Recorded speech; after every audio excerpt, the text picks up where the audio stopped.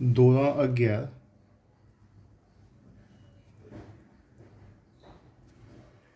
Chapter number 17 શ્વાસોશ્વાસ અને વાયુઓનું વિનિમય કે ચેપ્ટર નંબર 17માં આપણે ગયા વિડીયોની અંદર પ્રસ્તાવના અને શ્વસન અંગો વિશેની માહિતી મેળવી. હવે આપણે ચર્ચા કરીશું અને આગળ વધીશું માનવ શ્વસન તંત્ર વિશે. માનવ શ્વસન તંત્ર, હ્યુમન રેસ્પાયરેટરી સિસ્ટમ કે મનુષ્યના શ્વસન તંત્ર વિશેની માહિતી આપણે જોઈશું. ખૂબ જ મહત્ત્વની થિયરી છે. સ્ટેપ બાય સ્ટેપ બધા મુદ્દા આપણે તૈયાર કરીશું કે મનુષ્યના શ્વસન તંત્રમાં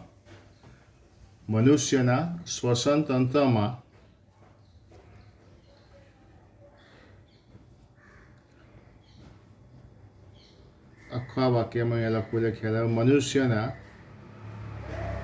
શ્વસન તંત્રમાં બાહ્ય નાસિકા છિદ્ર,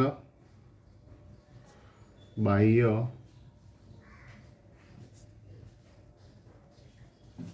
નાસિકા છિદ્રો, નાસિકા કોટર,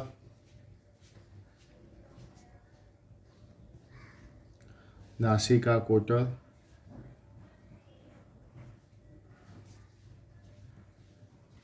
નાસિકા કંઠનળી,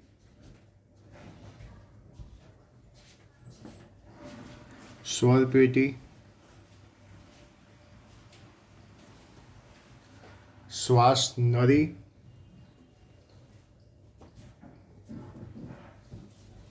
શ્વાસ વાહિની,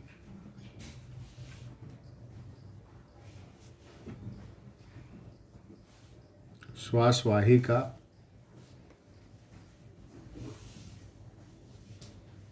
વાયુકોષ્ઠ અને ફેફસાનો સમાવેશ થાય છે.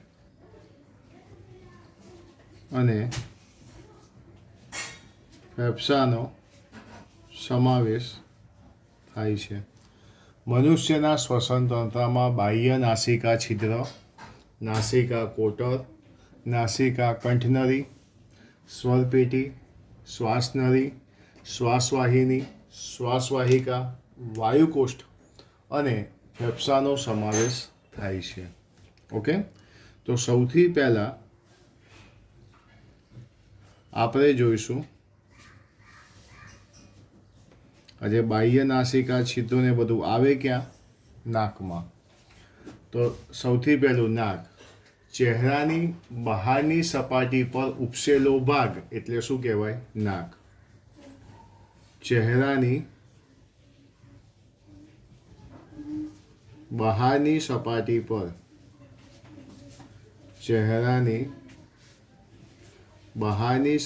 પર ઉપસેલા ભાગને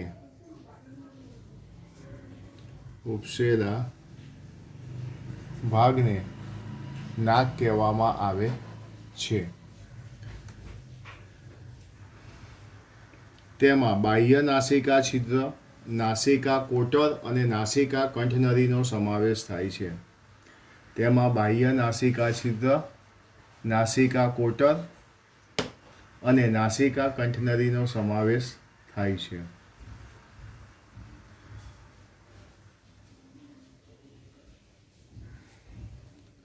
ચહેરાની બહારની સપાટી પર ઉપસેલા ભાગને નાક કહેવામાં આવે છે.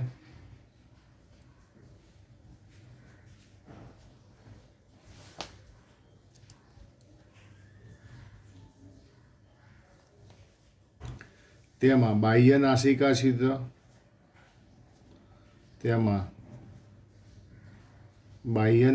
છિદ્ર, નાસિકા કોટર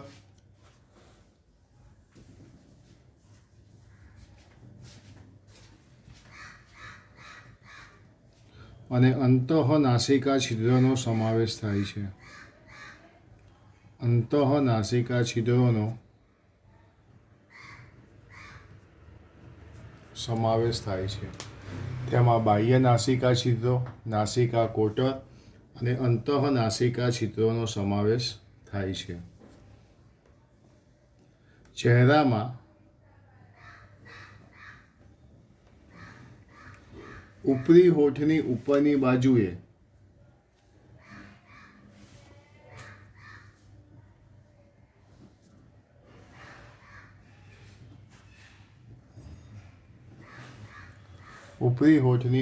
બાજુએ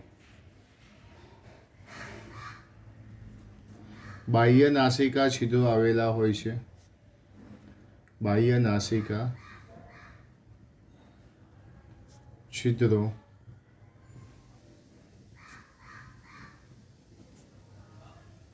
આવેલા હોય છે. ચહેરામાં ઉપરી હોઠની ઉપરની બાજુએ બાહ્ય નાસિકા છિદ્રો આવેલા હોય છે. તે નાસિકા માર્ગ દ્વારા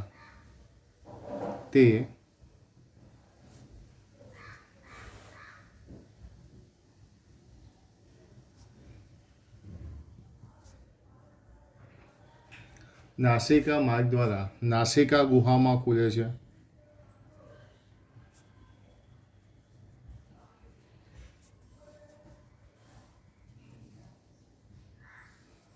તે નાસિકા માર્ગ દ્વારા નાસિકા ગુહામાં ખુલે છે અને આ નાસિકા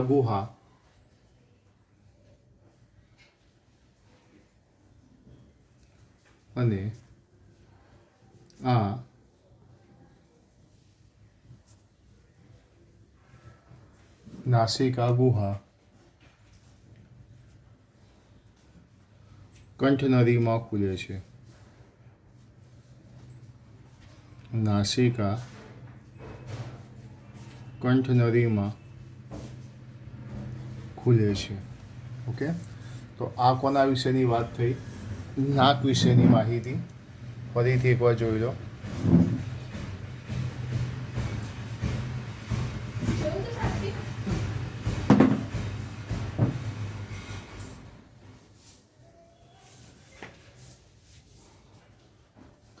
ચલો, નાસિકા પછી સેકન્ડ નંબરમાં આવશે કંઠનળી.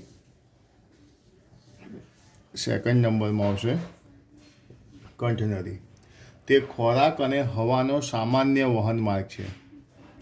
તે ખોરાક અને હવાનો સામાન્ય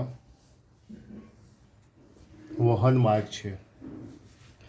બીજી વસ્તુ, તે 12.5 સેમી લંબાઈ ધરાવે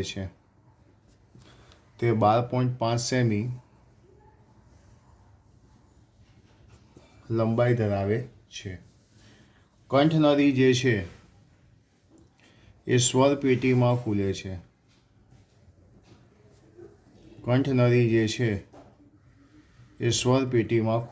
છે. તો કંઠનળી વિશેના 3 મુદ્દા ફરીથી એકવાર જોઈ લો. તે ખોરાક અને હવાનો સામાન્ય માર્ગ છે. તે 12.5 સેમી લંબાઈ ધરાવે છે. અને છેલ્લી વસ્તુ, તે ક્યાં ખુલે છે? તો તે સ્વર પેટીમાં ખુલે છે.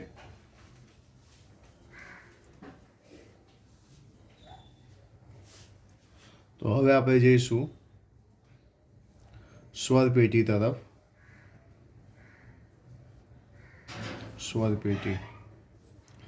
તે કંઠનળી અને શ્વાસનળીને જોડતો ભાગ છે. તે કંઠનળી અને શ્વાસનળીને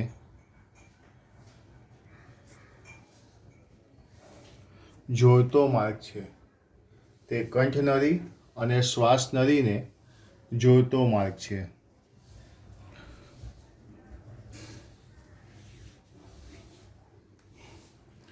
સ્વરયંત્ર એ કાસ્થિમય પેટી છે. તે કાસ્થિમય પેટી છે. સ્વરતંત્ર જે છે એ કાસ્થિમય પેટી છે. તે અવાજ ઉત્પન્ન કરવામાં મદદ કરે છે.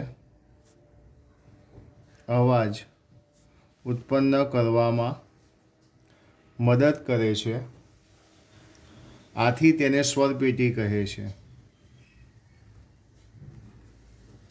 સ્વરયંત્ર એ કાસ્થીમય પેટી છે જે અવાજ ઉત્પન્ન કરવામાં મદદ કરે છે, તેથી તેને સ્વરપેટી કહેવામાં આવે છે.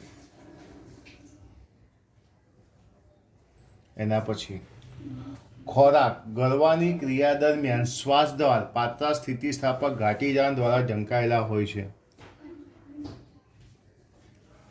ખોરાક ગળવાની ક્રિયા દરમિયાન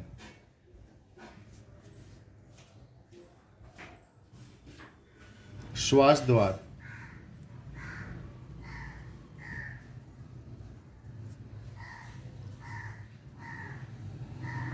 પાતળા સ્થિતિસ્થાપક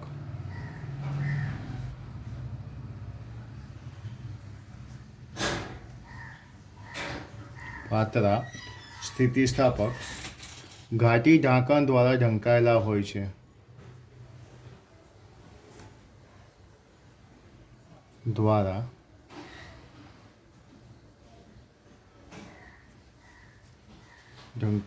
છે. જેના કારણે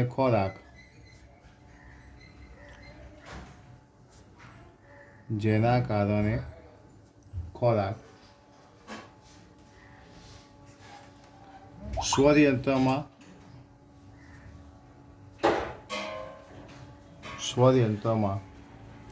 પ્રવેશતો નથી.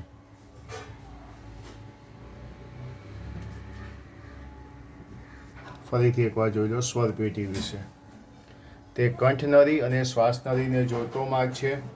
સ્વરયંત્ર કાસ્થીમય પેટી છે, અવાજ ઉત્પન્ન કરવામાં મદદ કરે છે, આથી તેને સ્વરપેટી કહે છે. ખોરાક ગળવાની ક્રિયા દરમિયાન શ્વાસ દ્વાર પાતળા સ્થિતિસ્થાપક ઘાટી ઢાંકણ દ્વારા ઢંકાયેલ હોય છે, જેના કારણે ખોરાક સ્વરયંત્રમાં પ્રવેશતો નથી. સ્વરયંત્ર પછી આપણે જોઈશું શ્વાસનળી.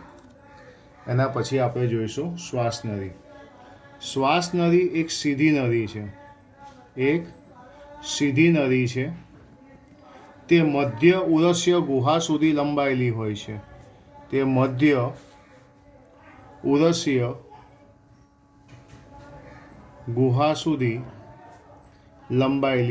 ઉરસના મધ્ય ભાગ સુધી કેવી હોય છે? લંબાયેલી હોય છે. તે એક સીધી નળી છે, મધ્ય ઉરસ્ય ગુહા સુધી લંબાયેલી હોય છે. તે પાંચમી ઉરસ્ય કશેરુકાના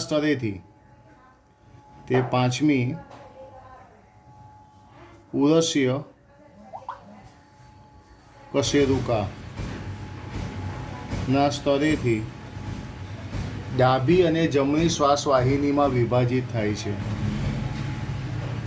ડાબી અને જમણી શ્વાસવાહિનીમાં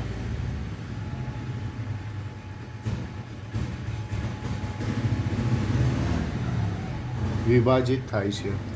પાંચમી ઉરસ્ય કશેરુકા. આપણા શરીરની અંદર 12 ઉરસ્ય કશેરુકા આવેલી છે, જે આપણે કંકાલ તંત્રવાળા ચેપ્ટર નંબર 20માં ભણીશું.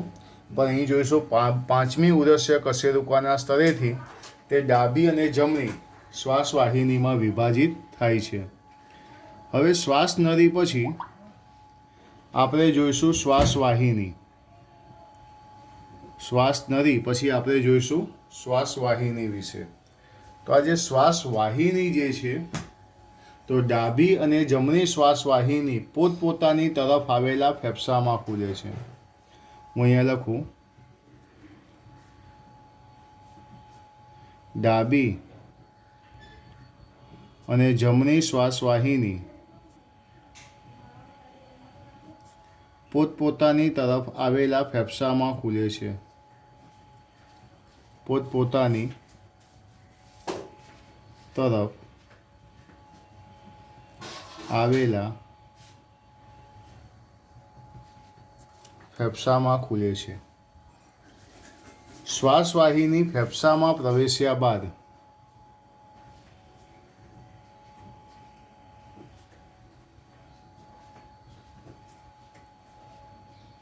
શ્વાસવાહિની ફેફસામાં પ્રવેશ્યા બાદ વારંવાર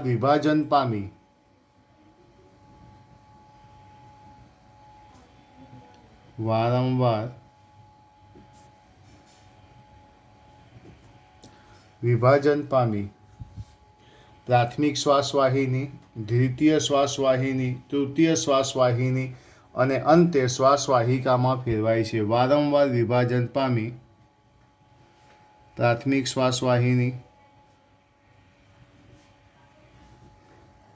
દ્વિતીય શ્વાસવાહિની, તૃતીય શ્વાસવાહિની અને અંતે શ્વાસવાહિકામાં ફેરવાય છે. અંતે શ્વાસવાહિકામાં અંત પામે છે.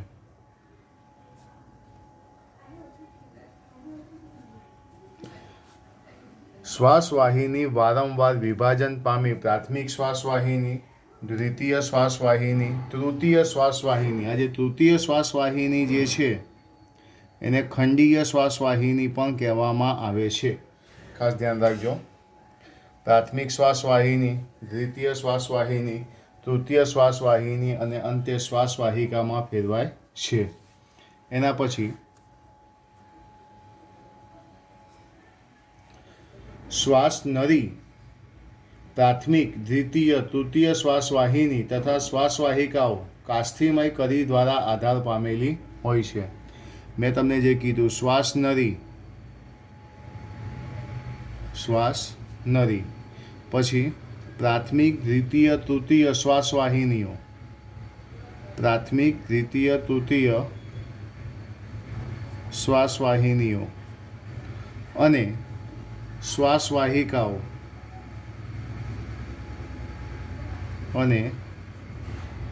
શ્વાસવાહિકાઓ આ ત્રણેય અપૂર્ણ કાસ્થિમય કડી દ્વારા આધાર પામેલી હોય છે. અપૂર્ણ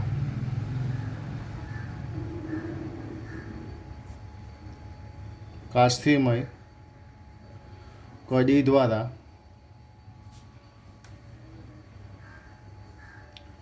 આધાર પામેલી હોય છે. તો આ માહિતી થઈ આપણી શ્વાસવાહિની વિશે. જોઈ લો.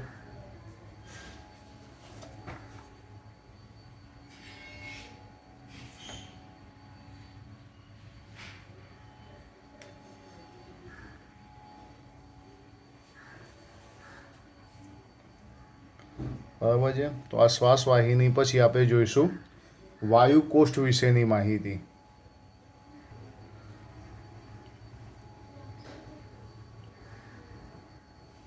હવે આપણે જોઈશું વાયુકોષ્ઠ. તો અંત્યશ્વાસ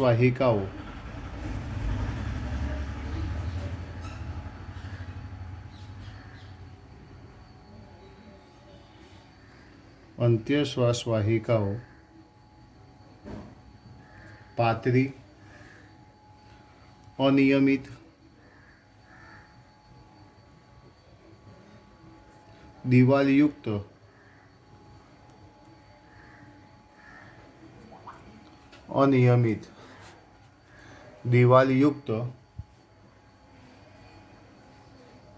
કોથળી જેવી રચનામાં ખુલે છે.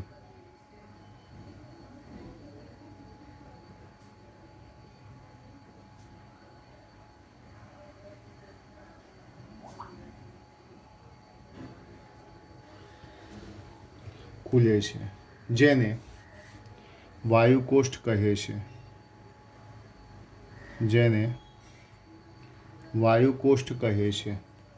અંત્યશ્વાસ વાહિકાઓ પાતળી, અનિયમિત, દિવાલયુક્ત કોથળી જેવી રચનામાં ખુલે છે. તેને વાયુકોષ્ઠ કહે છે. વાયુકોષ્ઠ એ હવાના કોટર જેવી રચના ધરાવે છે. હવાના કોટર જેવી રચના ધરાવે છે.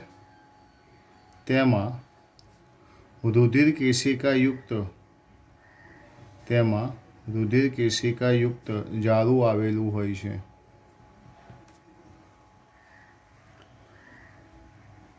ફેફસામાં વાયુકોષોની સંખ્યા લાખોમાં હોય છે. ફેફસામાં વાયુકોષોની સંખ્યા લાખોમાં હોય છે. ફેફસામાં વાયુકોષોની સંખ્યા લાખોમાં હોય છે. હવે વાયુકોષ પછી આપણે જઈશું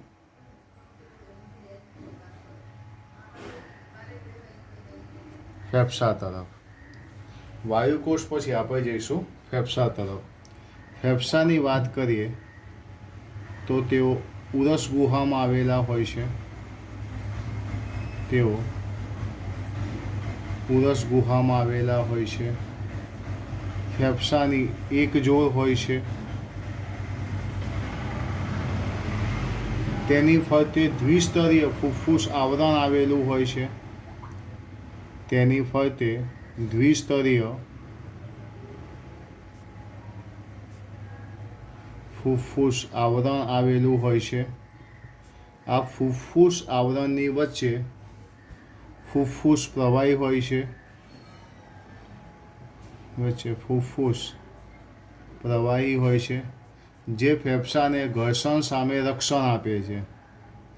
જે ફેફસાને ઘર્ષણ સામે રક્ષણ આપે છે. ફેફસા ઉરસ ગુહામાં આવેલા હોય છે. તે એક જોડ હોય છે. તેની ફરતે દ્વિસ્તરીય ફૂફૂસ આવરણ આવેલું હોય છે. આ આવરણની વચ્ચે ફૂફૂસ પ્રવાહી હોય છે જે ફેફસાને ઘર્ષણ સામે રક્ષણ આપે છે. ડાબું ફેફસું જમણા ફેફસાની સાપેક્ષે નાનું અને હલકું હોય છે.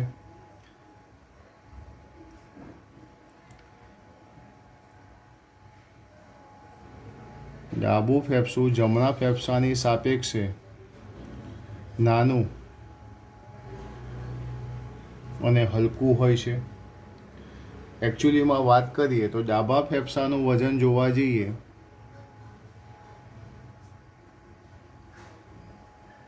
ડાબા ફેફસાનું વજન લગભગ 567 ગ્રામ, જ્યારે જમણા ફેફસાનું વજન લગભગ 625 ગ્રામ હોય છે. ડાબા ફેફસાનું વજન 567 ગ્રામ, જ્યારે જમણા ફેફસાનું વજન લગભગ 625 ગ્રામ જેટલું હોય છે. એના પછી વાત કરીએ ફેફસાનું જે બાહ્ય આવરણ જે છે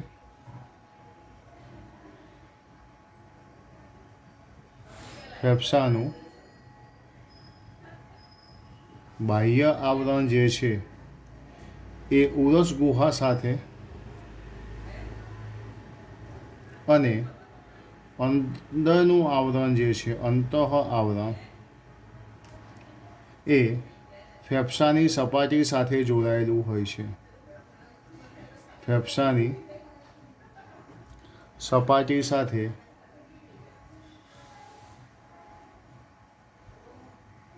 જોડાયેલું હોય છે.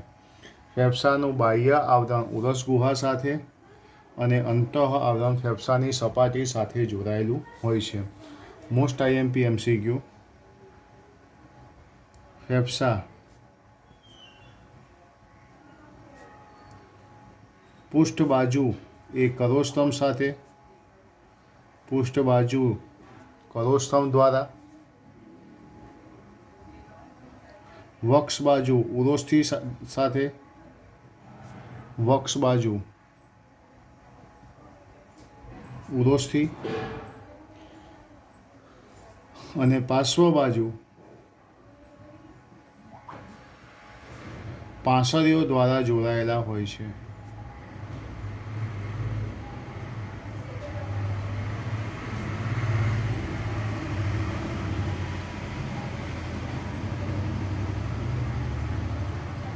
જોડાયેલા હોય છે.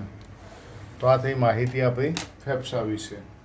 જો કે ફરીથી એકવાર આપણે આના પછીના વિડીયોમાં પણ આની ચર્ચા કરીશું. અત્યારે તમારે એક PDFમાંથી આના વિશે જે મોકલું છું એ તમારે ચોપડામાં લખવાનું છે માનવ શ્વસન તંત્ર વિશેની માહિતી. ફેફસા સુધી બધું તમારે એકવાર પીડીએફમાંથી લખી દેવાનું છે અને ચોપડીમાંથી તમારે વાંચવાનું છે.